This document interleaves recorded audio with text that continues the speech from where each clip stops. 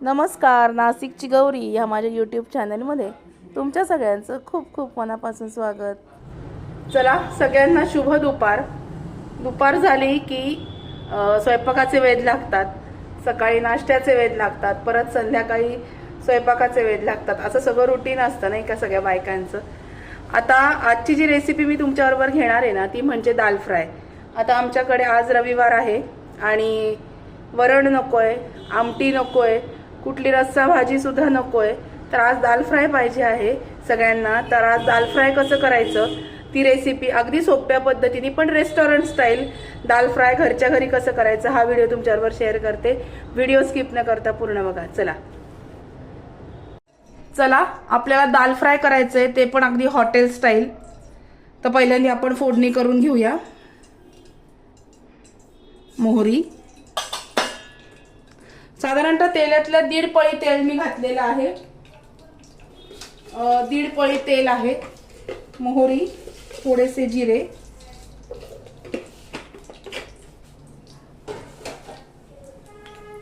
हॉटेलमध्ये आपण जिरा राईस घेतल्यानंतर जसं दाल फ्राय आपल्याला मिळतं तसं दाल फ्राय कसं करायचं घरी हे आपण आज बघणार आहोत.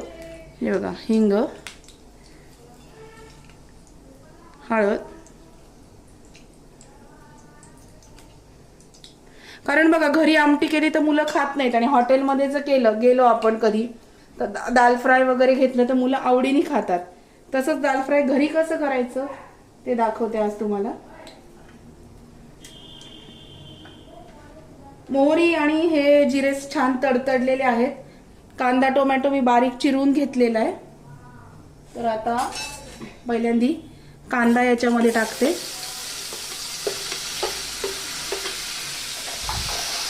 कांदा पहिल्यांदा छान परतून घेऊया. कांदा परतवताना मीठ टाकायचं, म्हणजे मग कांदा आपला जो असतो ना तो छान परतला जातो पटकन. कांदा परतताना जर तुम्ही मीठ घातलं तर मग वरतून मीठ अगदी थोडं घालायचं, कारण आपण ऑलरेडी मीठ घातलेलं असतं, मग खारट व्हायला नको. कांदा छान परतून घ्यायचा. आणि तुम्ही म्हणाल दाल फ्रायला डाळ कुठली घेतली तुम्ही लावून, तर जी डाळ मी घेतलेली आहे ती अर्धी वाटी तुरीची डाळ आणि अर्धी वाटी मसुराची डाळ अशी शिजवून घेतलेली आहे. अर्धी वाटी तुरीची डाळ आणि अर्धी वाटी मसुराची डाळ. मसुराची डाळ का घेतली, कारण जेव्हा दाल फ्राय आपण करतो तेव्हा तुरीच्या डाळीनी बहुतेक लोकांना ऍसिडिटीचा त्रास होतो, जळजळतं, पित्त होतं, म्हणून मसुराची डाळ मी त्याच्यामध्ये ऍड केलेली आहे. पचायला हलकी असते, मग जास्त काही त्रास होत नाही त्याच्यामुळं. तोपर्यंत आपण काय करून घेऊया, मिक्सरच्या भांड्यामध्ये साधारणतः 2 मिरच्या, 6 ते 7 लसणाच्या पाकळ्या, हे बघा, आणि आल्याचा तुकडा असं मिक्सर मधून आपण वाटून घेऊया. हे बघा, आलं, मिरची आणि लसूण हे वाटून घ्यायचं बारीक. आणि मग बोलते तुमच्याशी परत. हे बघा, आता या कांद्यामध्ये हा टोमॅटो आपण घालूया. कांदा छान परतला गेलेला आहे, याच्यामध्ये टोमॅटो घालूया आणि हे छान मस्त तेल सुटेपर्यंत परतून घ्यायचं. बारीक गॅसवर परतवून घ्यायचं. कांदा आणि टोमॅटो छान परतायला लागलेला आहे. हे जे वाटण आपण केलेलं आहे, आलं, मिरची आणि लसूण, हे वाटण आपल्याला याच्यामध्ये घालायचंय.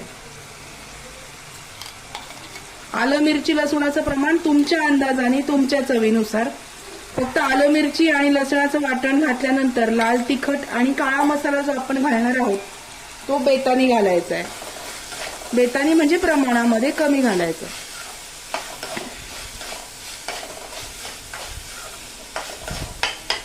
बघा, हे छान मस्तपैकी याच्यामध्ये परतून घ्यायचं. असं मस्त छान त्याला तेल सुटायला पाहिजे. जेव्हा आपण रेस्टॉरंटमध्ये जातो ना तेव्हा आपण जे दाल फ्राय घेतो ते खूप छान लागतं, चविष्ट लागतं. मग तिथे जर तुरीची डाळ असेल तर काहीच त्रास होत नाही, पण घरी जर तुरीच्या डाळीचं काही खाल्लं तर मात्र ऍसिडिटी झाल्यासारखं होतं. म्हणून त्याच्यामध्ये मसुराची डाळ घालायची, म्हणजे मग ऍसिडिटी किंवा पित्ताचा त्रास असा होत नाही.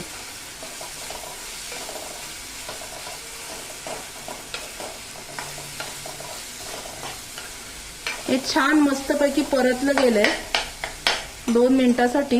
अजून छान परतून घेऊया.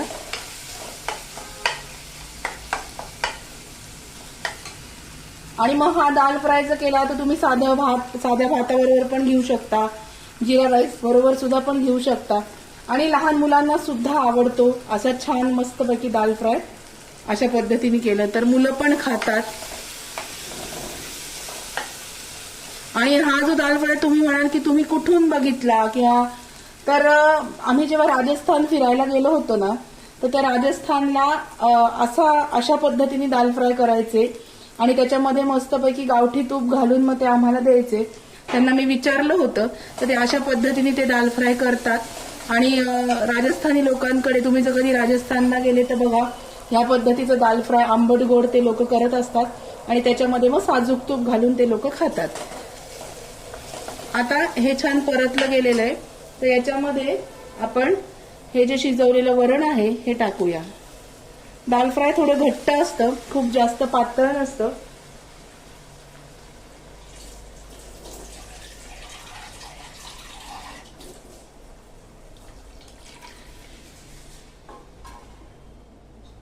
गॅस थोडा वाढवते मी. हे बघा,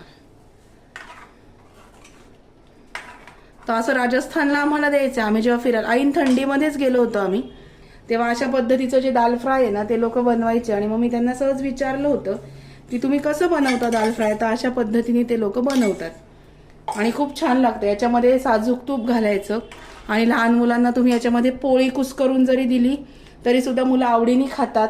भाताबरोबर तर छानच लागतं. कांदा परतवताना थोडंसं मीठ आपण घातलेलं आहे. आता अंदाजाने वरून थोडंसं मीठ घालूया.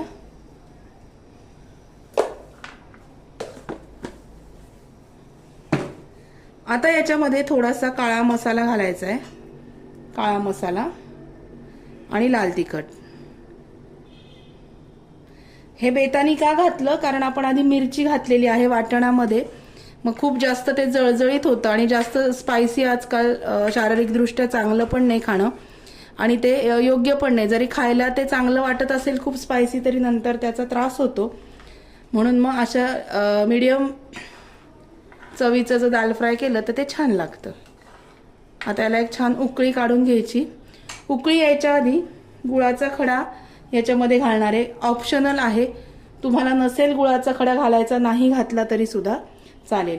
आता या दाल फ्रायला एक उकळी काढून घेऊया आणि मग बोलते तुमच्याशी परत. फ्रायला खूप छान अशी उकळी आलेली आहे. हे बघा, गुळ सुद्धा छान त्यातल्यात वितळून गेलाय. हे बघा, अशी खळाखळ उकळी आल्यानंतर कोथिंबीर आधी का नाही घालायची एक लक्षात ठेवा. कुठली पण भाजी केली तर आधीच कोथिंबीर घालायची नाही, कारण त्याचा रंग बदलतो, काळपट कलर होतो. सगळी आपली भाजी तयार झाल्यानंतर कोथिंबीर वरून गार्निशिंग करायची फक्त. आता याच्यामध्ये आपण छान हिरवीगार कोथिंबीर घालूया. हे बघा, आपलं दाल फ्राय तयार. रेस्टॉरंट स्टाईल दाल फ्राय घरी कसं करायचं ही रेसिपी आज तुमच्याबरोबर शेअर केली. नक्की करून बघा आणि मला कमेंट करून कळवा. व्हिडिओ कसा वाटला आजचा ते पण कळवा. व्हिडिओ आवडला असेल तर व्हिडिओला लाईक करा, शेअर करा, सबस्क्राईब करा. भेटूया अशाच नवीन व्हिडिओमध्ये नवीन विषयाबरोबर उद्याला. तोपर्यंत दाल फ्राय नक्की करून बघा बरं का. Bye bye, take care.